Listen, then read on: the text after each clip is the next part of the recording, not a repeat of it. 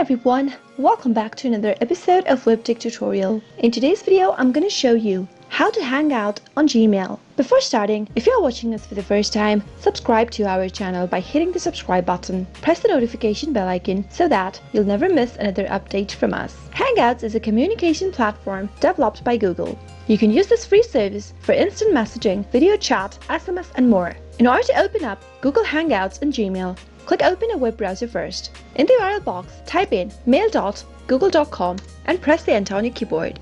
Enter an email or your phone number that is associated with your Gmail account. Once you type it in, click on the Next button and enter your password for your Gmail account and log into your Gmail account if necessary.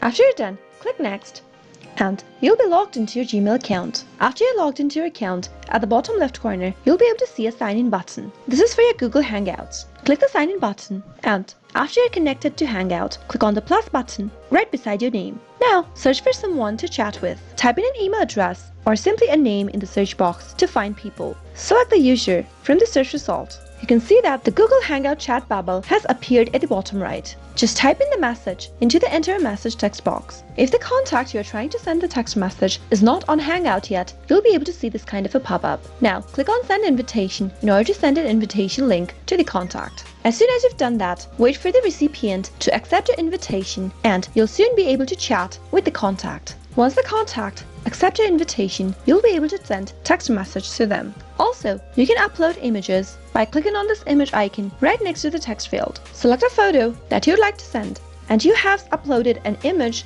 and you can now send it to the contact. Similarly, you can also make video calls, share emojis, and much more. That is how you can do it. I hope you found the video to be helpful. If you did, go ahead and give us a thumbs up. Comment down below in the comment box if you have a question or a feedback for us. I'll soon be back with more tutorial episodes. Goodbye till then.